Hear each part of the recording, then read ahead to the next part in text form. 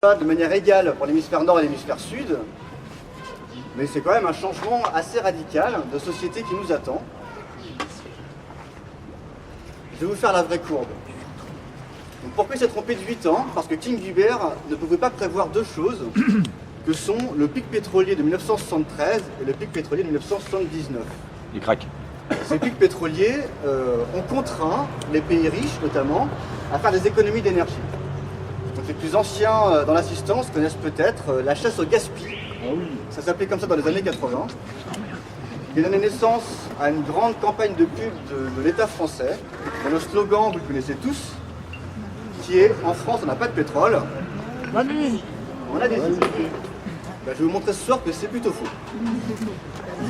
Bah, la première partie est vraie, on n'a pas de pétrole, hein, ça c'est vrai. Si, il y en a à Orléans. Pas des masses. Il y en a à Orléans depuis pas longtemps. Du pétrole Et, enfin, depuis toujours. Tout le monde en connaît l'existence, mais il y a encore un an ou deux, c'était pas rentable de l'exploiter. Mais c'est rentable dorénavant. D'accord. Donc, février 2008. Donc, la vraie courbe de pétrole, enfin, la vraie courbe, en fait, bah, elle est finalement très proche de celle-là. Sauf qu'il y a deux petits creux, en fait, qui correspondent aux deux pics pétroliers.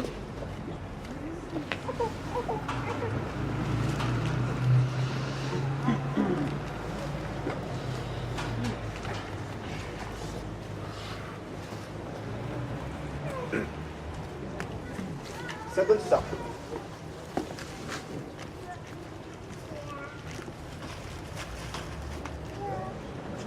Bon. Donc ça, c'est 73.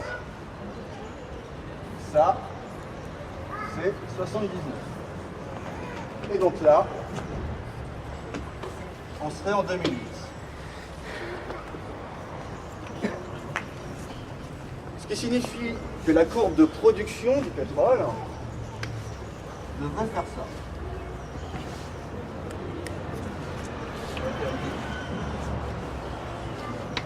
La courbe de la demande de pétrole, telle qu'elle est imaginée par l'AIE, l'Agence internationale de l'énergie, c'est un bidule mondial qui remet un rapport assez épais au mois de novembre à tous les États de la planète, et c'est en fonction de ce rapport que les États définissent leur politique énergétique. Et donc l'AIE, pour l'instant, a toujours nié l'existence du pic de Hubert. Donc pour eux, il n'y a pas ce principe de cloche. Ça atteint un maximum, puis ça reste comme ça, quoi, voilà. Ils n'expliquent pas vraiment non plus, hein. Mais ils refusent de reconnaître l'existence du pic de Hubert. Là, depuis 2 ans, ils le reconnaissent. Ils disent pas qu'il est pour 2008, hein. Là, c'est un grand débat, hein.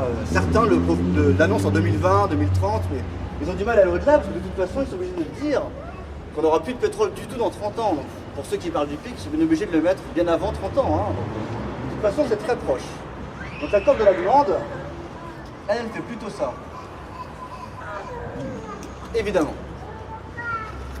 Même nos pays continuent à consommer de plus en plus de pétrole chaque année. Hein. Même si nous, l'augmentation est très légère, nous, on continue aussi à consommer de plus en plus de pétrole. Après, évidemment, la Chine, l'Inde, les États-Unis, toujours... mais notamment voilà, les tigres, les pays émergents et la Chine ont une demande de pétrole exponentielle. Donc je vais arriver au petit cours d'histoire sur la période 2010-2040. Et ce cours d'histoire, je vais vous le faire en 3 phases. Une première phase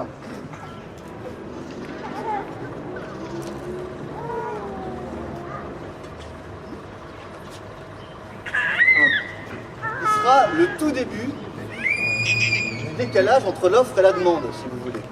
Pour l'instant, quand il y a un demi% de décalage, ça donne des crises. Hein. Enfin, peut-être vos parents ou vous rappelez des ruptures d'approvisionnement des stations essence en 79, etc. Mais ça a été un choc énorme. Je parle dans le mode de vie au quotidien. Hein. Alors que la différence entre l'offre et la demande, c'était pas plus épais que la largeur du trait de mon marqueur. Hein. Donc là, déjà, ça secoue autrement que ce qu'on a connu en 79. Hein. Je vais mettre une deuxième phase.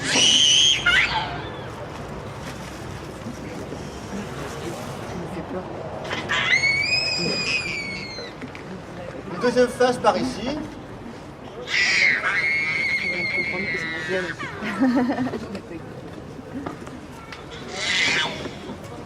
Et puis une troisième phase là.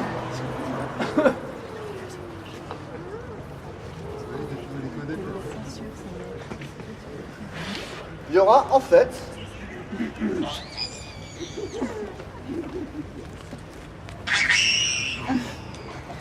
Une quatrième phase, dont je parlerai brièvement à la fin, qui sera nécessairement un monde sans pétrole. C'est-à-dire où on aura, de toute manière, sur l'ensemble de la planète, appris à vivre autrement, qu'en utilisant du pétrole pour circuler, pour se chauffer, pour s'éclairer, pour s'habiller, pour voyager, pour se soigner, pour se nourrir, etc., etc.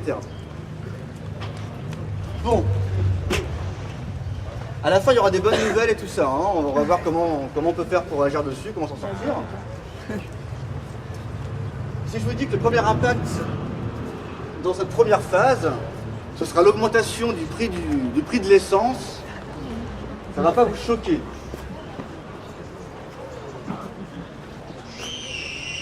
Alors.